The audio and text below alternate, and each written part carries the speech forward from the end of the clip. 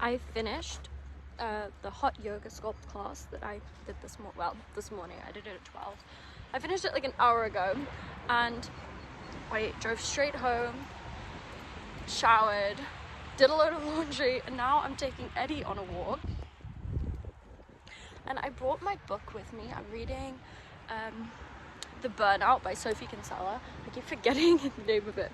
And I wanted to read on this bench right here with like this view, but as you can see, the bench is broken. I mean, there are others to choose from, lots of other options, but not the same. So either I'm gonna find somewhere else to sit and read for a little bit, or I will just read in the local cafe, which I really love. It's very cute. But let's see. And she's the author of Confessions of a Shopaholic, and I didn't like that movie so much. So for some reason, I wrote off the book and like subsequently all of her books.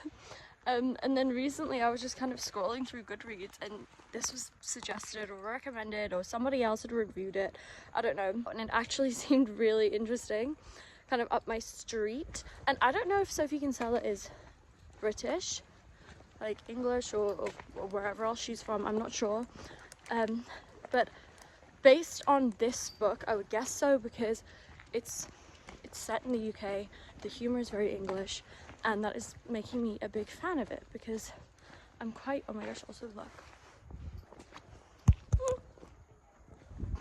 I'm quite, Eddie pulled me, I'm quite used to reading American books, and it's just refreshing to see kind of a different kind of dry humor. It has me cracking up. I feel like you don't realize how much your upbringing affects your sense of humor or what you enjoy reading. Like I never expected that I would have a preference for British humor or British books, but I guess I do, because they always have me laughing so much more. Ready? Run, run!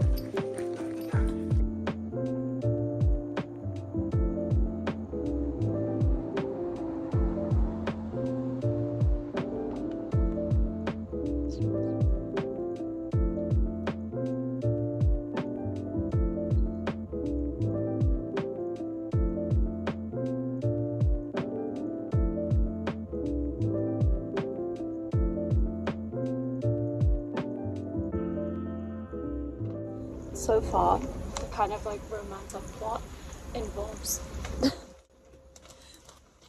it involves these two characters, and one of them has been like, both of them have left work, one because of kind of like a nervous breakdown because of all of the stress and responsibility, and the other because he had like an angry outburst. And we know why our protagonist, Sasha, has left work. We know that, we know why she was so stressed. We don't know why he had like this angry outbreak. And they're kind of, Eddie, they're kind of doing that thing where he doesn't want to talk about it, and he's kind of finally about to open up, and I really get the feeling that it's just going to be a breakup, and that is going to be his whole reason for his angry outburst. But maybe I'm wrong, but that's kind of like a trope that I don't really enjoy, is guy gets out, like, otherwise good guy has been wronged by this girl, and that's why he's angry and has this dark side or something. Dark side, it's like a pretty light-hearted novel.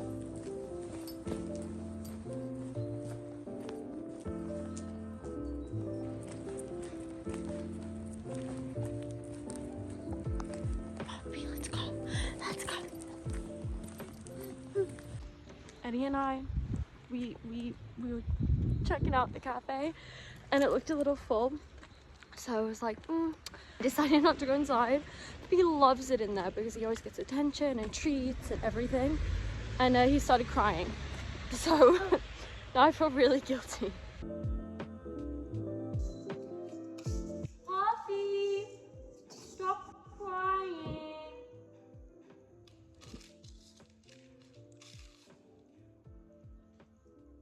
This one is so crispy already, I can tell.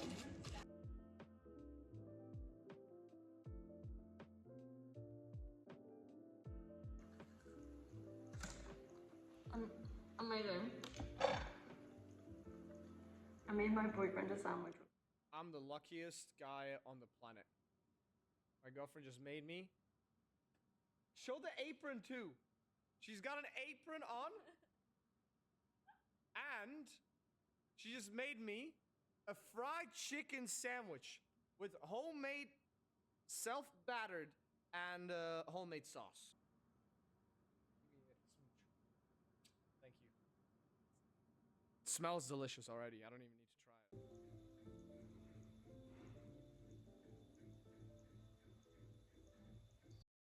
I have to say, this book is honestly one of the funniest books I've read in so long. I did not pick this up expecting it to be a comedy, and it's just like some of the situations.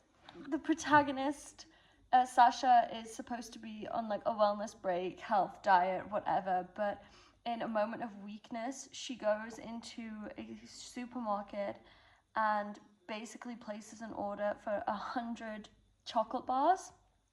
And she's supposed to collect them, but she never goes. She gets distracted. And she's in the hotel lobby talking to the like owner of the, or like the manager of the hotel, who's been putting such immense effort into making sure her wellness break is exactly as it should be. And she's getting her kale smoothies and noni juice and everything, all of these stupid things. And he's telling her how she's inspired them, and they're thinking of even doing like a wellness program at the hotel for guests, blah, blah, blah. And then obviously the guy from the supermarket comes in carrying this like box of 100 biscuits, and she just panics. She doesn't know what to do. I can't take these up to my room and everyone would know that I'm like feasting on garbage behind their back. She like offers them to the hotel as a gift for the staff, and like the manager is obviously just, I don't know, dumbfounded, because they're not nice chocolate bars either. They're club biscuits. I used to love them growing up. They're like the hard kind of vanilla plain biscuit, just covered in a thick layer of chocolate, and they have like flavoring sometimes. And these ones are the orange flavored ones, which are the best, by the way. You put these in kids' lunch boxes. Like, these are not something nice and special. And it's just so funny. He says, I'm gonna read it. Come and see Miss Wert's wonderful gift of confectionery. Tonight, we will feast on club biscuits. My face is puce. This is hideous. I should have just taken them. I don't know why that, like, section, laughing out loud. I was laughing out loud for, like, it's just also ludicrous. Like, all of the funny moments. It's, like, occasionally these, like, little silly one-liners, but other times it's just these absolutely ludicrous, ridiculous, almost surreal, like, scenarios. I don't know, like things that would happen to you in a bad dream, like just slightly embarrassing moments from a dream. That's what it feels like. It's brilliant, really funny.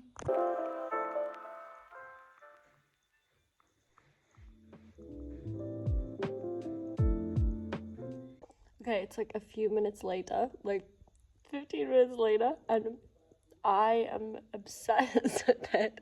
It happened. It was good.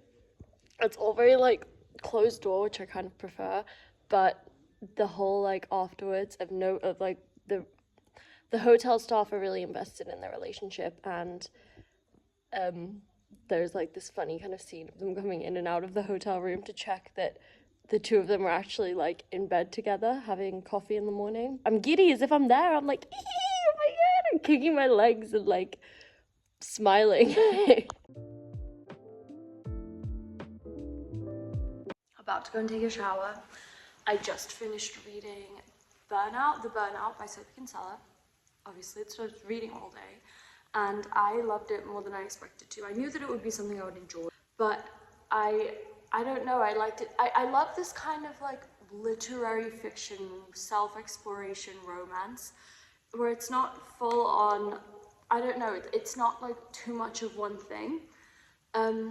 We have this like character that just gradually becomes more and more self-aware and takes responsibility and accountability for herself and her own life, in a way that I think is so important. And I think the reason it resonates with me is because that is advice that I have needed and will probably like continue to need for a long time, and I think we all do. I think that's why it's such a great book. It's so relatable to anyone between the ages of like 20 and 99 years old. I don't know, maybe like 40. I'm not sure. But yeah, it was really brilliant in that way, and there was like some romance in it. Well, it was quite heavy on the romance at the end, but in a way that was like, I don't know, so perfect. Like, it didn't overwhelm the rest of the story. It was written so brilliantly, where the romance didn't become the cure or the solution to the burnout she was feeling, or to the any of the other like myriad of problems that existed in her life. She solved them all on her own, went through all of the motions with everything, reached this point where she's successful and happy and fulfilled as much as you can be in that period of time. And then we get the romance, like full on romantic resolution, which was beautiful. I was so sad. There was this line, I don't have my Kindle with me, and it's like a callback to something else that happens earlier in the book. The couple are kind of counseling another couple that are having some relationship issue, and he's like, you just need to take her for a walk along the beach and tell her why you fell in love with her in the first place, or something similar. And of course, like, when they finally do like the big confession of love, there's a callback to that, and I highlighted it, and then I was like, no, the book is over, because it was like the next page and it was done.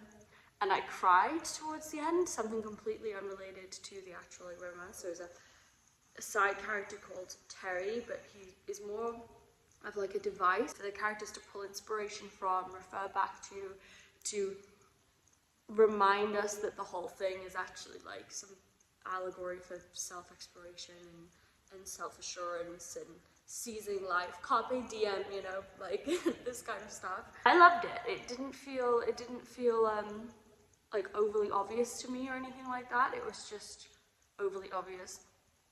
It was like, I don't know, I wouldn't say it was subtle, but it was done very tastefully. It's kind of not necessarily an epilogue, but like a 6 months later situation, which I actually love when books do that.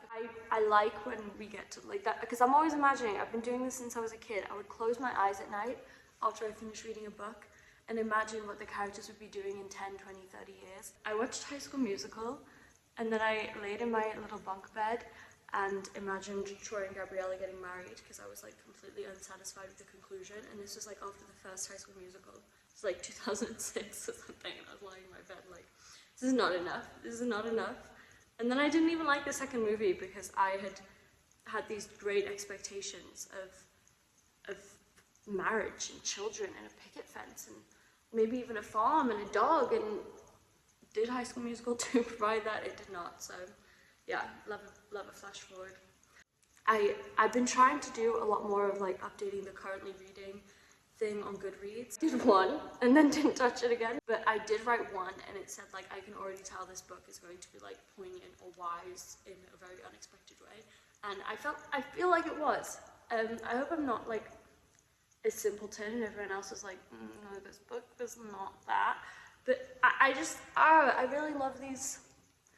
Like, another example of a book that has this kind of same theme but does it completely differently is Hot Milk by Deborah Levi. Love that one. Eleanor Oliphant is completely fine. It's also kind of similar. Like, I love these books. Female protagonists learning how to deal with life and overcome mostly mental obstacles, but also physical ones. I just love it. And smushed in with some romance, some well-written, high-quality romance with closed door. Like, it wasn't some disgusting, smutty thing. Like, the spice was very. It was just like there was nothing. It was all, because I hate reading. I'm not gonna say I haven't read anything like this, but I hate when you're reading a book and you just love the characters, you love the situation, whatever, and then you have to read through like a 3-page sex scene that kind of just makes you cringe a little. It's always really like, good girl and stuff, and I was just like, no. There was none of that, thank God. I liked it.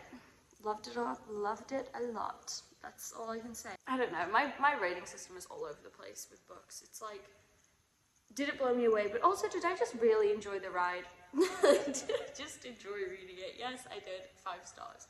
But then sometimes I'm like, I hated how they wrote this one specific character. 3.5 stars because this character existed. Yeah, so it's not really consistent. I don't know. Will I think about this book in the future forever? Maybe. Maybe I will. Especially some of Terry's wisdom. And that whole, like, his whole character, I love that. So maybe I will. Maybe I won't. I don't know. But this book did make me laugh out loud multiple times, and for that, like, it has to be at least a 4-star, because it's really hard for a book to have me literally, like, stifling laughter in a cafe, because, oh my god, I'm gonna find a quote that really made me laugh and put it here. I actually don't know if I can, thinking about it. Maybe if I censor some of the words, because it's pretty vulgar, but that, I read that in public and I was laughing so hard, but killed me. It killed me. But beautiful, love the book. I just keep doing this because that's all I can think about it. I hated her sister, Kirsten. I see they tried to redeem her a little in the end, but we have maybe like 4 interactions with her. Loved her. Like, you know, felt like this is my sister, like we have this kind of relationship too. And I was like, she's okay, like she seems a little detached, she has her own life, that's whatever, that's how it is. Then I hated her. I was like, this, like, I literally highlighted something she said on my Kindle and just wrote like bitch in the thing, because I was like, this fucking bitch. Even though she was completely right, to be fair, it's just the way she handled it really irked me. And then I liked her again. I was like, okay, the sisterly love is back there. But I guess that's perfect, because that's probably exactly how Sasha, the protagonist, was feeling throughout all of those interactions. So, job well done, Sophie Kinsella. You really nailed the sisterly relationship. Anyway, amazing book. Definitely should read it. Oh, I have to take out my laundry. Oh no, I did already. I'm gonna take a shower, and then I'm gonna start my next book. It is 25 minutes past midnight, and I just got in bed, and I'm starting my new book because it just sounds really interesting. Like, I've been saying, it's not really something that I would usually read, so I'm kind of excited to see if I enjoy it, because it seems like a fusion of things that I would enjoy. Like, it's a little bit crime detective-y, it's a little magical fantasy, which is an unexplored or not very thoroughly explored genre for me, so very excited to try it. Since so many people hype fantasy, maybe this is like a good kind of hook into it. A little taster for me. Gonna read a little of this and then go to sleep. Probably will fall asleep reading it, honestly. Oh, and it's called Magic for Liars, I think. Yep, Magic for Liars by Sarah Gailey.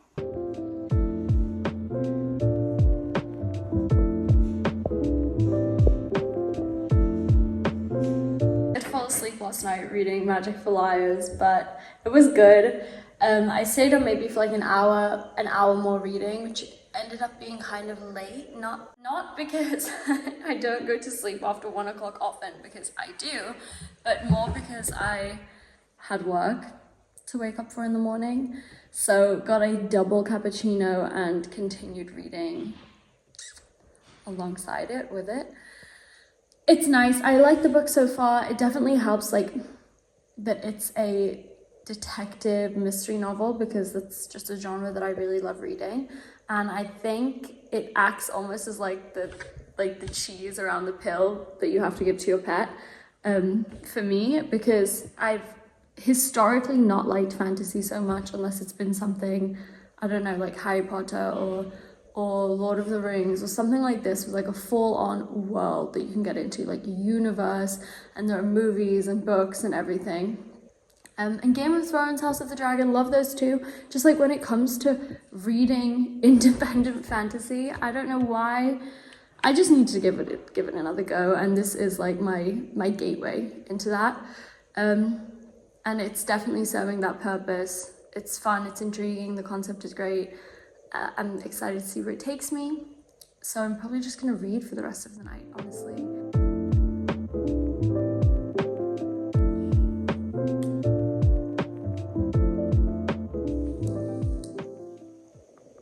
PIs.